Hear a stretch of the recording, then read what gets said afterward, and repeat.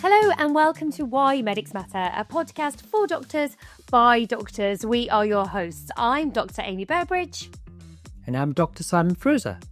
So Simon, today in this episode, we are going to chat and reflect on the new NHS England Medical Training Review.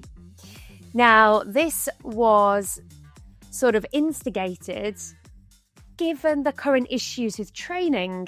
There is a lot of call for where do we stand with training at the moment and what do we need to do to ensure our training is good.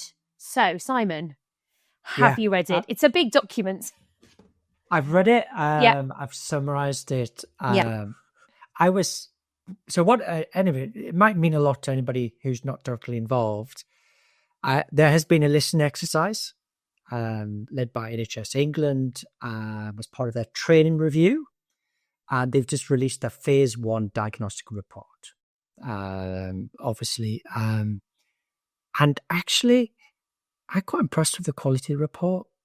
I've read it and summarised it, and I think it picks up. I was highly cynical, thinking, "Oh God, here we go again, reinventing the wheel." So it's been led by Professor Chris Whitty and Steve Powers to look at the challenges. And I've hit the lead with that. Actually, we haven't had a full-scale review of training for now over 20 years. And if we were to think about it, the world's a very different place now to where it was 20 years ago in terms of patient care, in terms of lifestyle.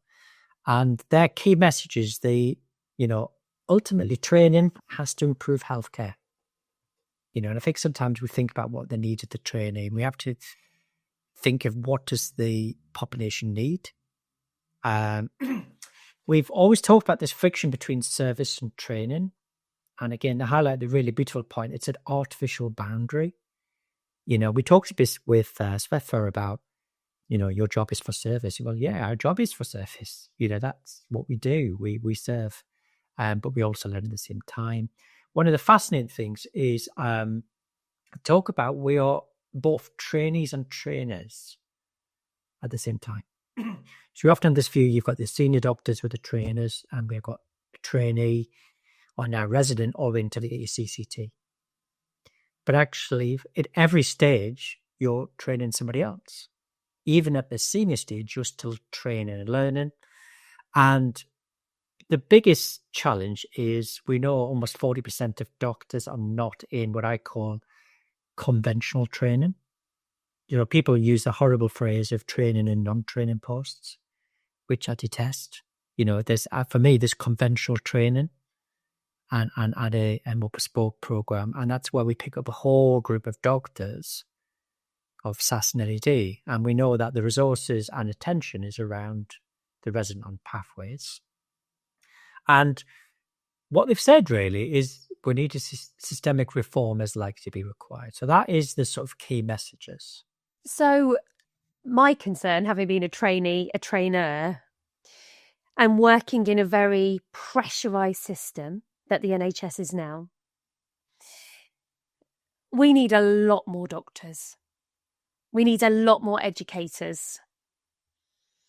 How is this even achievable? Well, I think doctors we know we need some. Now the challenge with the current thing is we've massively expanded medical school placements. But a lot of new medical schools. We've had a big increase in turnout from foundation, which has been a challenge to accommodate them and to fund the placements. And if we're really honest, there's been no workforce planning between how many people come out of medical school. We've created huge, I think, which is one of the biggest tension. There's a massive bottleneck at the minute to getting into a specialist, which is causing friction with international medical graduates. So I know there's been a lot of noise about increasing the number of traditional training placements to get over this bottleneck. But the loudest noise there was, well, who's going to train them? And I think trainer capacity is a big issue, both in terms of protected time, feeling valued doing it, but they're also really important parts of the workforce that we aren't using to support training, SAS doctors, other groups. So yeah, I think that we need to address the workload, but also we need to recognize that the workforce is very different. We've got different roles, different responsibilities. And it was an interesting point. There's a tension between predictability and knowing where you are, with also flexibility. And I think the comment out there, they're really hard to balance, given people are flexibility, ability to innovate with, again, given reliability and security. And one of the things that did come out is that 2/3 of new juniors to medical are now qualified overseas. And the LED and SAS workforce have limited training or career progressions. And the other bit is we tend to, our systems, although we say it's not in some areas, we're still very time-based. Very, yeah. And so, well, it can be time-based, it can be just, but it's very, very time-based. It is. And we've got to be open to look at other training models that are successful in other parts of the world, Canada, Australia, Holland. And that can offer greater flexibility, modular pathways, better alignment. So I think it's a healthy report. I think it's going to have to address they've come up with 4 priority recommendations that has to increase flexibility for doctors to tailor their individual career needs, recognize the huge divide between formal training and non-traditional training post, or what's described as non-training. We have to look at the numbers about bottlenecks. And there's another really interesting thing which links to some of the stuff we talk about a lot, Amy. It has to rebuild team structures. Yeah, absolutely. Fosters belonging, mentorship, connection. And, if we wish to reflect, I don't think I would have liked to do 4-month foundation rotations. That's what I did. Did you? You're too young. I did. Yeah, I did. I did the 4 months, but it was all in the same hospital, and we lived in the hospital. So I think I was one of the last few years. So you had a bit of both. You had living in community, exactly. But you had 4 months. So I had 6-month rotations.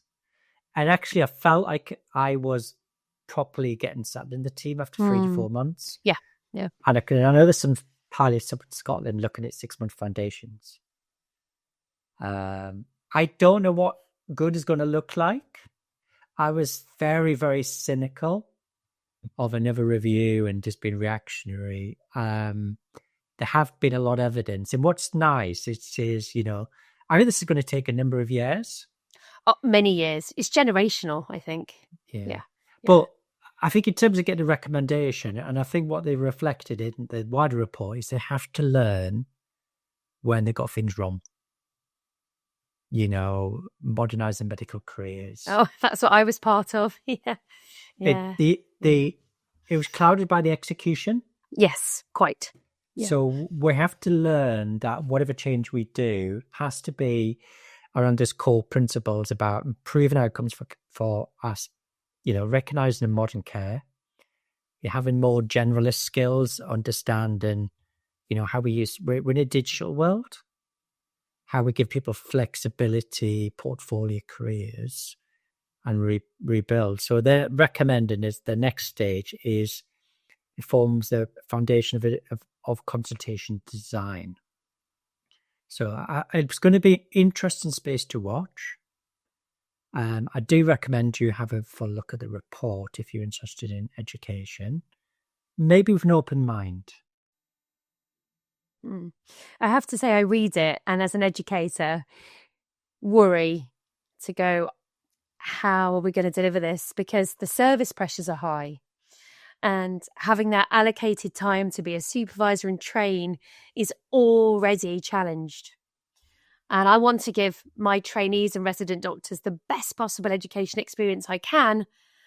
So I think it's about balancing ideal and reality and coming somewhere in the middle and compromising.